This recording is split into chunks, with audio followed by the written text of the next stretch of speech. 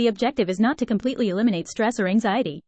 This is something we need to make clear right from the very start. Believe it or not, stress and anxiety are actually useful emotions. Both put the body into a physiological state of heightened arousal, attention and awareness, and can even increase physical strength and power. When you're stressed, you're essentially amped up, and this makes you better at completing physical tasks or reacting on the spot.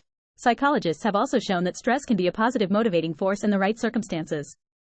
Stress is what compels us to study for exams and what motivates us to save money as a contingency fund. Specifi. This type of stress is known as eustress, and is a very useful phenomenon.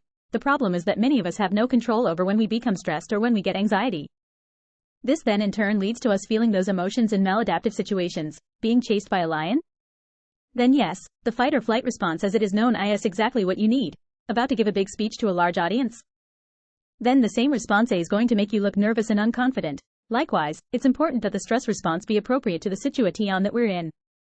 Being a little stressed in a crowd is normal, but having such a powerful response that you end up having a panic attack and fainting is a problem. So our objective here is not to remove stress entirely but simply to learn to control it, to hone it and to use it to our advantage. That's what this book is all about.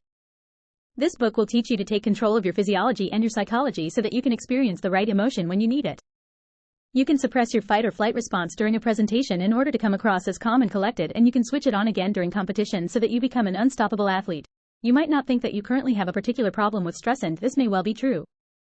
But even if you don't experience any crippling anxiety, that doesn't mean you couldn't benefit from being more calm, more collected and more in control of your thoughts and feelings.